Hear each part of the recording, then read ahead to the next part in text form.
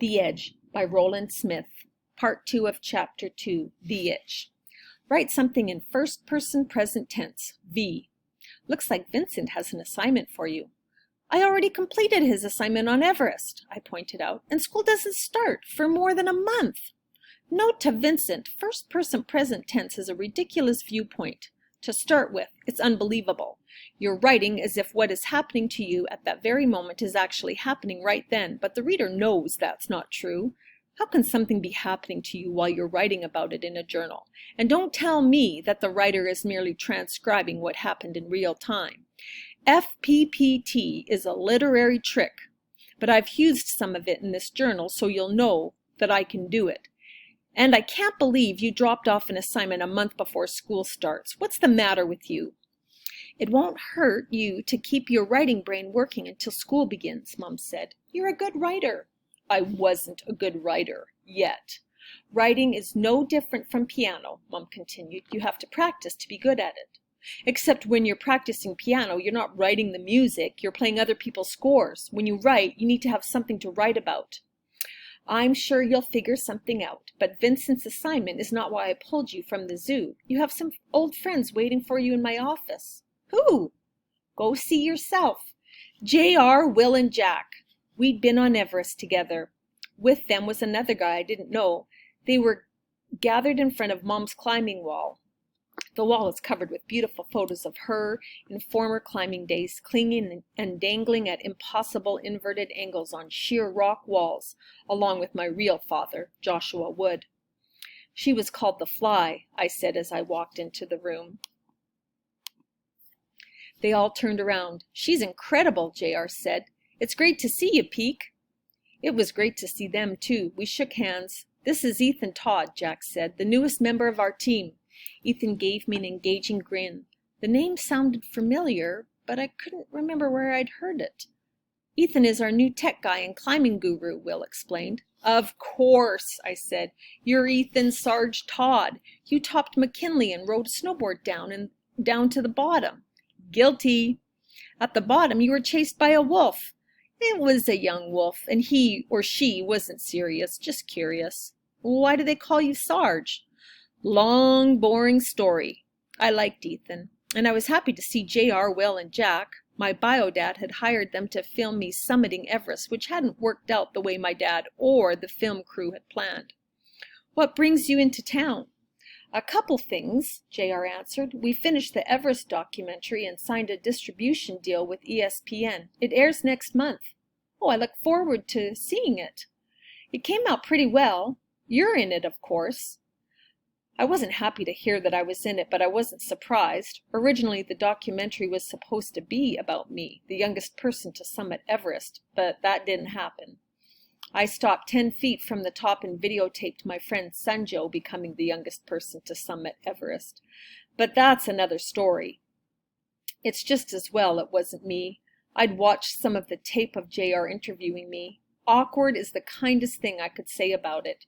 Sanjo had been much better on camera. A natural, as J.R. put it when we were filming on the mountain.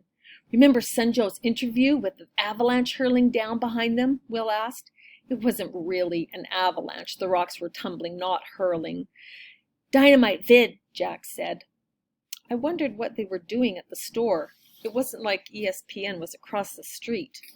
They had to have taken a cab or a subway. They didn't walk, not in this heat.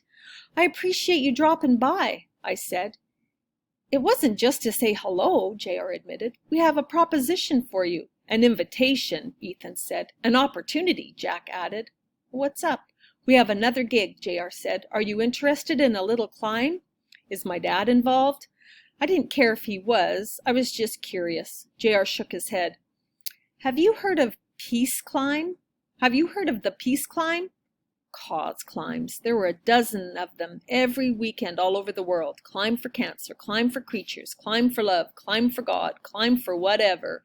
Advertised in the back of all the climbing magazines. I'm not against causes, but I prefer to climb alone if possible. I told them I didn't know anything about it. Do you know who Sebastian Planck is? Of course. Sebastian Planck was the richest man in the world, or so it was said. He had his digital fingerprint in a dozen billion-dollar high-tech businesses. Rolf was one of the 200 or so attorneys he had on retainer.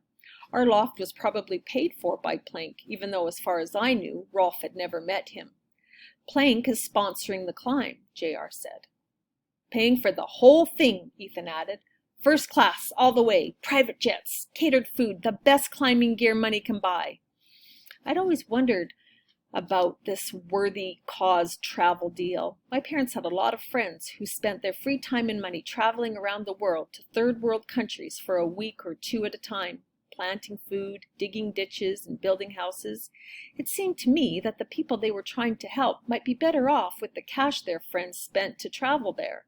Mom says I'm too cynical. She's probably right. How many climbers?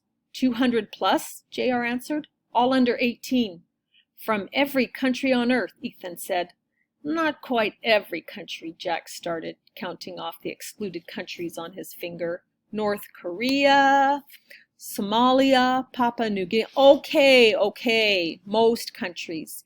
It didn't matter how many countries were represented because I wasn't really interested in climbing with 200 plus or even 2 people.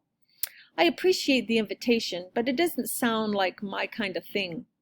Surprise and disappointment spread across J.R.'s face. It was the same expression he got on Everest after we concluded one of my many horrible video interviews.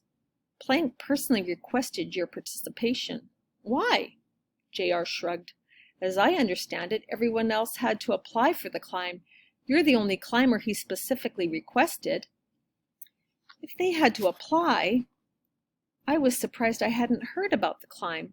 I subscribed to several climbing zines and kept up with the half a dozen climbing forums on the web. I don't remember hearing anything about Planck sponsoring a climb. We already asked your mom, Will chimed in. She said it was up to you. I wasn't surprised by this. After I'd gotten busted for climbing skyscrapers and returned from Everest, she'd been all about personal responsibility and freedom of choice. Her summer mantra was, you make the choices, you own the consequences. Although, since I had returned from Tibet, I hadn't made any consequential choices. This could be the first one. What? J.R. asked. I'd done it again. I was just thinking about choices, I mumbled. Saying no is also a choice. They stared at me. Embarrassed, I changed the subject. I didn't know Sebastian Planck was interested in climbing. I didn't know either, J.R. said. The assignment came out of the blue a couple of days ago. Got a call from his people. Met them at our hotel last night. So, they're paying you well? Will smiled. A lot more than your dad paid. What about the climbers? Are they getting paid? Not that it would make any difference to me.